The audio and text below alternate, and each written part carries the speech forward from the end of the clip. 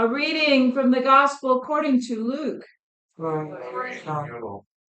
Jesus addressed this parable to those who were convinced of their own righteousness and yet despised everyone else.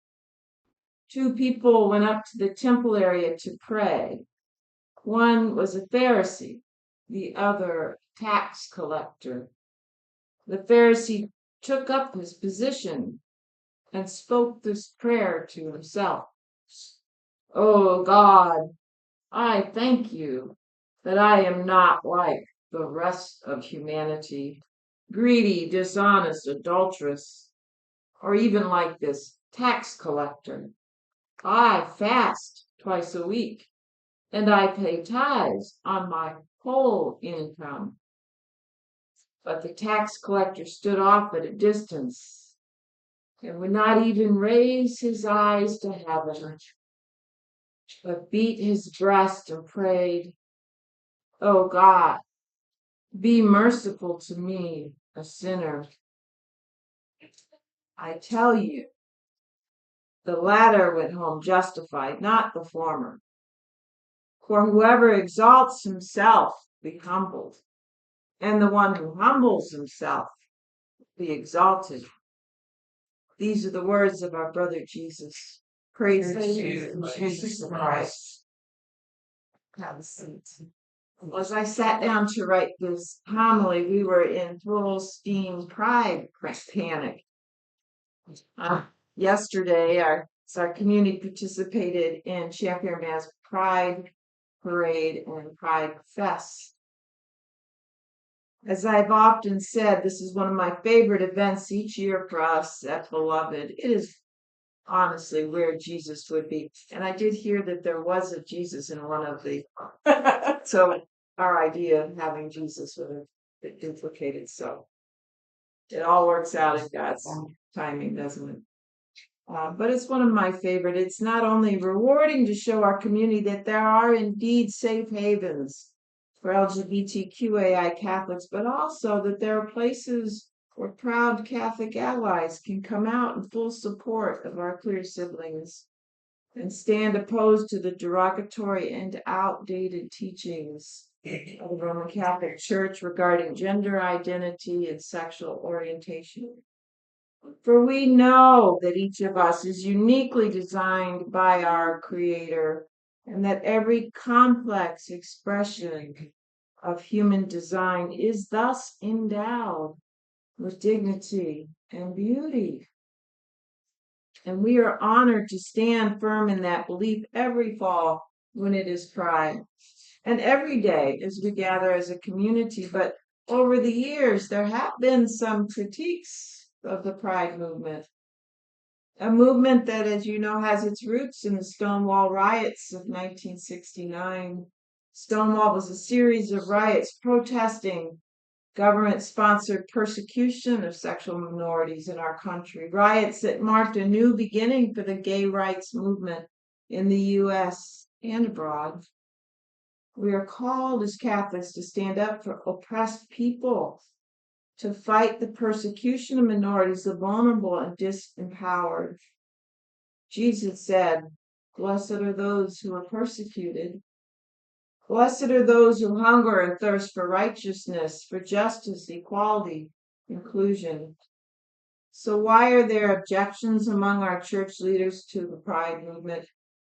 Well, Bishop Thomas Tobin said that Pride events promote a culture and encourage activities that are contrary to Catholic faith and morals. And Bishop Paprocki, of course, criticized Pride Month, saying that the rainbow was put in the sky after the flood and was not intended as a symbol for a license to sin. He defends Ugandan laws that criminalize homosexual acts. It says that pride is the deadliest of the deadly sins, something to be avoided along with lust, and certainly not something to be celebrated. So which is it? Are we called to celebrate the dignity of every child of God, and in particular those who've been marginalized by society? Or is pride a sin? My hunch is that Bishop Hafraki has conflated the cultural movement with what the cleric in our parable had on full display. Pride Month is about dignity and justice. The pride of the Pharisee in Jesus' parable is about feeding his own ego. But when do our egos need support and affirmation in order to be healthy and whole? And when do we slip into the sin of pride? Each time this reading from the Gospel of Luke makes its way into our lectionary, it's easy for me to think of the leaders in the church who remind me of this Pharisee. And I can guarantee right now your minds and mine go to an image of an arrogant bishop or two. People we might even disdain for their attitudes of sanctimonious and pompous parading around and finger pointing at those that they deem heretics. But wait, did we just slip into the very behavior that Jesus condemns? Thank God I'm not like. That's what struck me this week as I pored over this reading. How many times I have fallen into this pattern of thinking. It's really easy to do. When we judge someone as less educated, less physically fit, less skilled, or promotion worthy, someone who lacks relationship skills or social cueing, someone who can't seem to get it right, who has poor insight, poor personal awareness, the list is endless, isn't it? Especially these days when we're constantly sizing up the other side, shaking our heads at the antics of our politicians and our national leaders. I am, caught in a continuous web of social comparison. It's a difficult habit to break. I'm compelled to sum up others, often with the, oh God, I thank you that I'm not like the rest of humanity thought in my head. I caught myself this week when attempting to settle conflict with one of the other women priests. There was a silly thing over a gift that I wanted us to gift to present to one of our priests who's just joined us from another region. A woman who objected pointed to someone who joined us 3 years ago and has subsequently left the region and was never presented with a gift. We felt it wasn't fair, maybe even a form of favoritism. It wasn't really her objection that bothered me, but the way that she called the other priests to object before she called me, building her alliances so she could say all the others agree with me, although they didn't. I've been reading a book about conflict resolution called The Space Between Us by Betty Priest.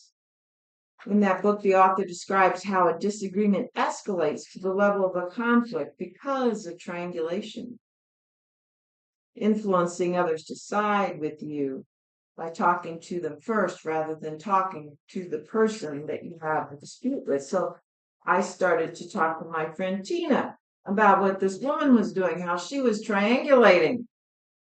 And then I realized that that was exactly what I was doing. Just like the Pharisee, I was saying, look at how manipulative this woman is. Thank goodness I'm not like her. And in doing so, I was becoming just like her. The lesson for us today is we are existing in such a binary time, a time of great social divide. There are very distinct things that we denounce about the other side, but in many ways, we are capable of displaying some of the same behaviors in defense of our own worldview. We can be just as ugly, just as mean-spirited, and perhaps even at times just as unlawful. Friedrich Nietzsche once said, "He who fights with monsters might take care, lest he thereby become a monster. For if you gaze for long into the abyss gazes also into you." We can become fundamentally changed by our criticism of others, our judgments.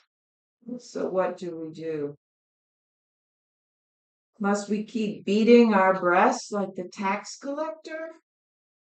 not even able to raise his eyes to heaven, praying, "Oh God, be merciful to me, a sinner." God takes no pleasure in watching us beat ourselves up, no pleasure in our shame.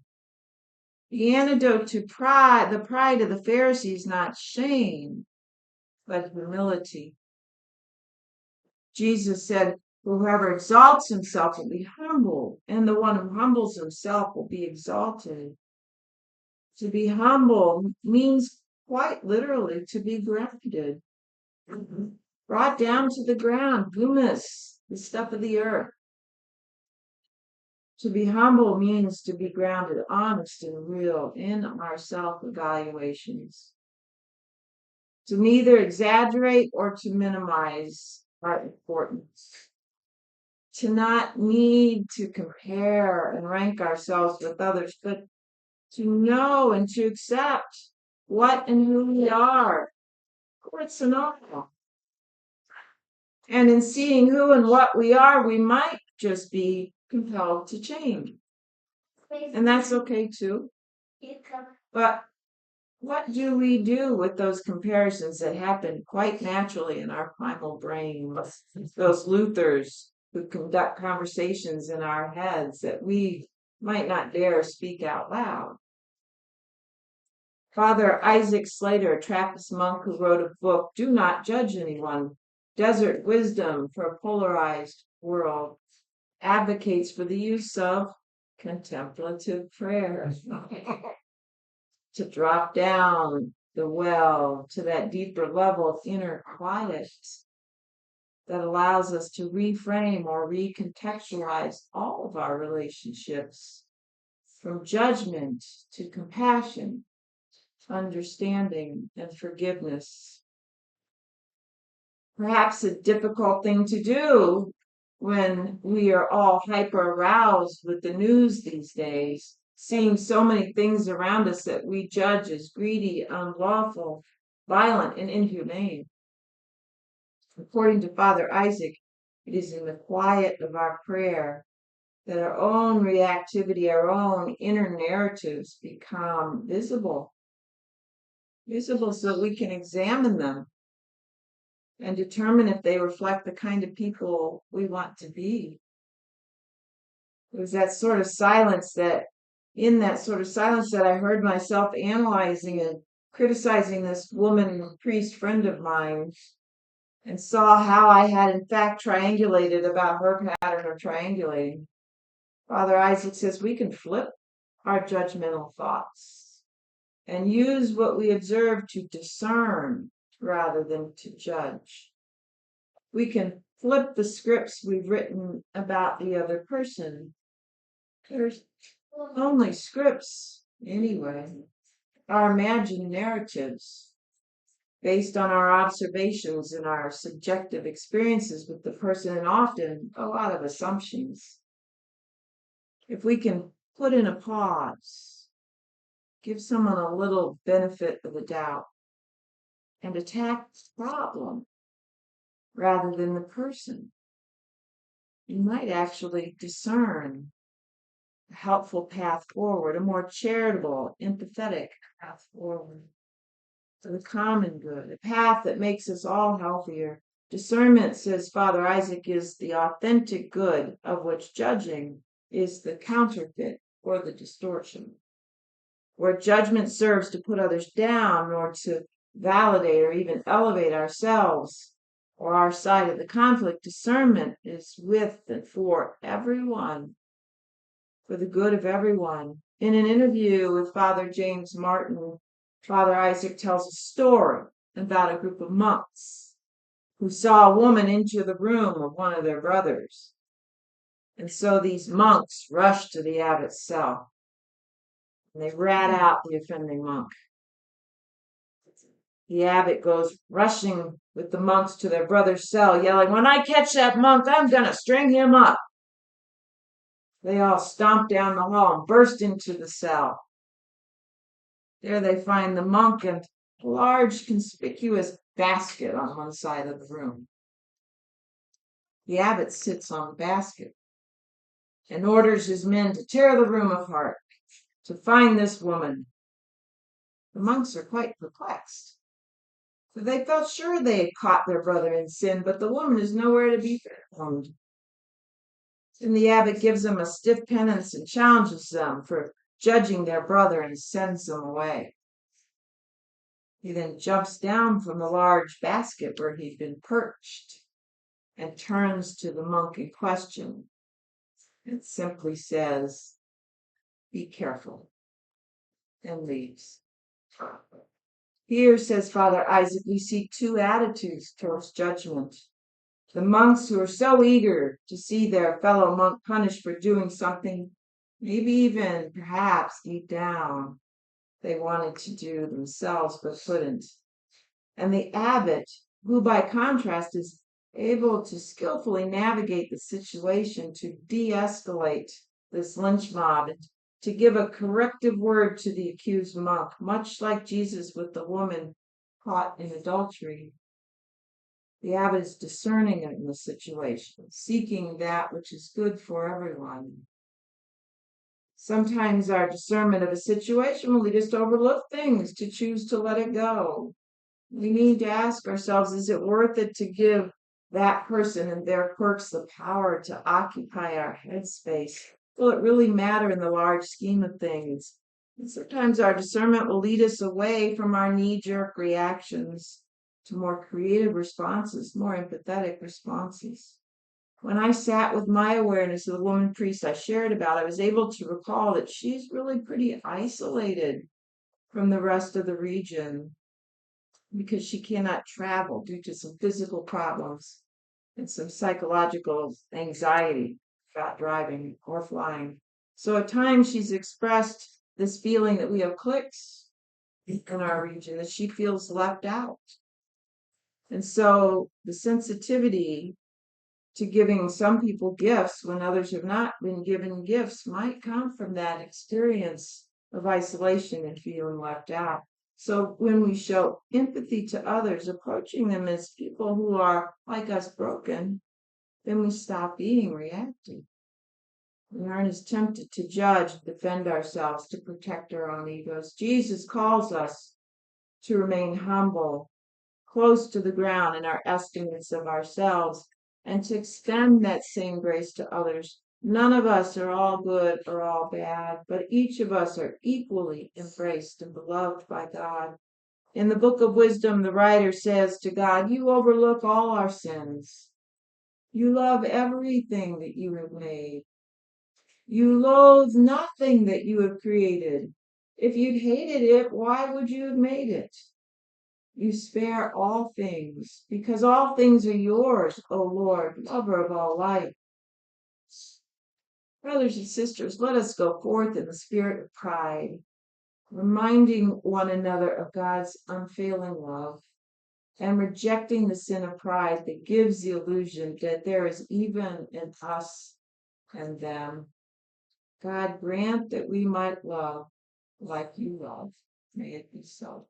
Amen.